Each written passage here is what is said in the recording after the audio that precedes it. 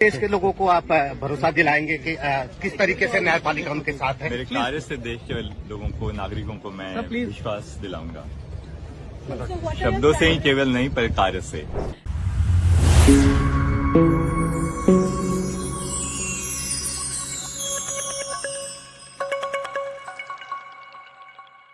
Hello and welcome दोस्तों, मैं हूं वंदना और आप देख रहे हैं लीगल चॉइस। दोस्तों, इलेक्टोरल बॉन्ड्स पर सुप्रीम कोर्ट के फैसले के बाद हरीश साल्वे सहित बार एसोसिएशन के 600 वकीलों ने chief justice of India D.Y.. Chandrachud को एक पत्र लिखा था, जिसमें ये कहा गया था कि एक विशेष समूह द्वारा न्यायपालिका पर दबाव बनाने की कोशिश की जा रही है और लगातार की जा रही है।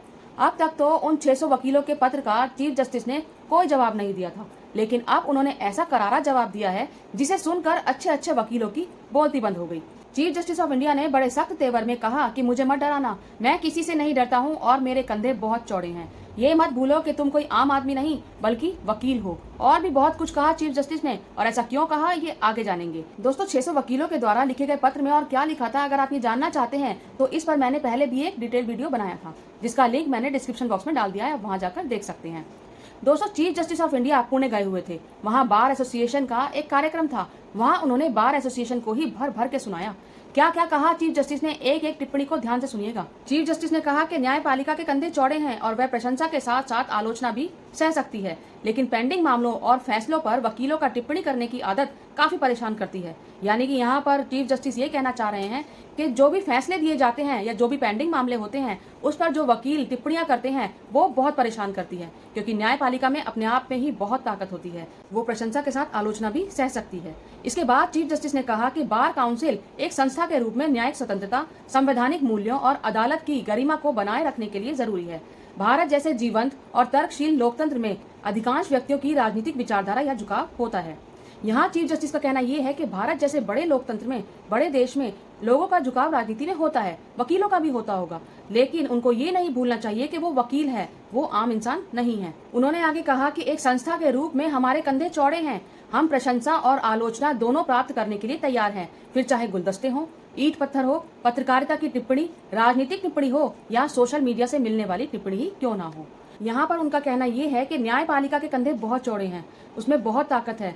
अगर वो प्रशंसा ले सकती है तो वो आलोचना भी बर्दाश्त कर सकती है, फिर चाहे वो कैसी भी आलोचना हो, चाहे वो राजनीतिक आलोचना हो, राजनीतिक टिप्पणी हो या पत्रकारिता की टिप्पणी हो या फिर सोशल मीडिया पर कोई टिप्पणी हो, किसी भी तरीके की आलोचना बर्दाश्त कर सकते हैं। चीफ जस्टिस ने कहा कि बार एसोसिएशन के सदस्यों और पदाधिकारियों को अदालत के फैसलों पर प्रतिक्रिया देते समय खुद को आम व्यक्ति से अलग करना चाहिए। मैं बार एसोसिएशन के सदस्यों की लंबित मामलों और निर्णयों पर टिप्पणी करने की आदत से बहुत परेशान हूँ। यहाँ पर इन्होंने बार एसोसिएशन के वकीलों को साफ साफ कहा कि बार एसोसिएशन के वकील जो मामले सुलझ गए होते हैं, जो निर्णय आ चुके होते हैं, उन पर भी जो टिप्पणी करते हैं, उस आदत से चीफ जस्टिस बहुत परेशान है। As an institution, our shoulders are broad. We stand ready to receive both praise and criticism, bouquets and brickbats, be it through journalistic pieces, political commentary, or on the social media. But as members and office bearers of bar associations, with years of training and experience, you must distinguish yourself from the lay person while reacting to judgments of the court and engaging in legal discussion. Of late, I have been very disturbed by the tendency of members of bar associations to comment on cases which are pending before the court and of commenting on judgments delivered by the court. दोस्तों, जो पत्र chief justice of India को लिखा गया वो हरीश साल्वे और उनके जैसे ही कई वकीलों ने लिखा। वो वकील जो सरकार का समर्थन करते हैं। और ये पत्र कब लिखा गया ये भी ध्यान देने वाली बात है। सुप्रीम कोर्ट ने इलेक्टोरल बॉन्ड्स को रद्द किया था और उसके बाद एसबीआई को सारे डिटेल्स देने को कहा, लेकिन एसबीआई ने आनाकानी की और कोर्ट से डिटेल्स देने के लिए 3 महीने का समय मांगा। तब यही हरीश साल्वे थे जो एसबीआई की तरफ से बोल रहे थे। इनका कहना था कि इलेक्टोरल बॉन्ड्स खरीदने की तारीख और खरीदने वाले का नाम एक साथ उपलब्ध नहीं है, उसे कोड किया गया है, उसे डिकोड करने में समय लगेगा। कितना समय? 3 महीने से भी ज्यादा। उनका ये भी कहना था कि अगर उन कॉर्पोरेट्स का नाम सामने आ गया जिन्होंने चंदा दिया है तो बहुत नुकसान हो जाएगा। लेकिन मजे की बात यह है कि सुप्रीम कोर्ट ने इनकी एक ना सुनी और ऐसी फटकार लगाई कि 3 दिन के अंदर एसबीआई ने डेटा दे दिया, लेकिन तब भी पूरा डेटा नहीं दिया। उसके बाद फिर सुप्रीम कोर्ट ने कहा कि हमें 1 दिन में पूरा डेटा दीजिए वरना एक्शन होगा, और फिर उसके बाद एसबीआई के द्वारा 1 ही दिन में सारा रिकॉर्ड दे दिया गया। यहाँ हरीश साल्वे की एक भी नहीं चली और कोर्ट ने उनको चुप करा दिया।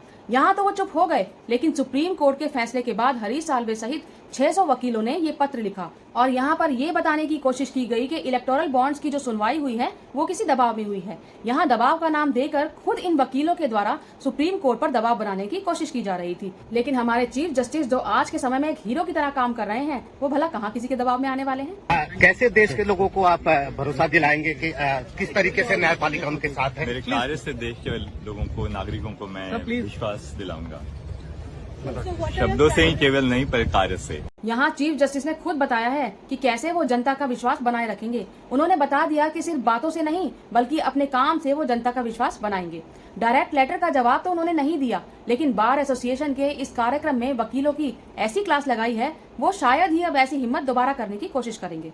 दोस्तों, देश में जो कुछ भी हो रहा है सब मोदी सरकार के इशारे पर हो रहा है। पूरे विपक्ष को परेशान किया जा रहा है, ईडी सीबीआई का गलत इस्तेमाल किया जा रहा है, पुलिस प्रशासन का भी गलत इस्तेमाल किया जा रहा है। ऐसे समय में एक चीफ जस्टिस ही ऐसे व्यक्ति नजर आते हैं जो हमारे लोकतंत्र को, हमारे देश को बचा सकते हैं, और वो अपना काम बखूबी कर भी रहे हैं।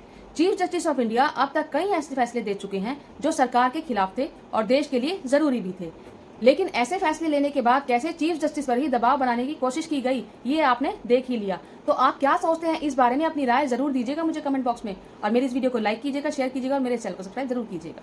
जय हिंद, जय भारत।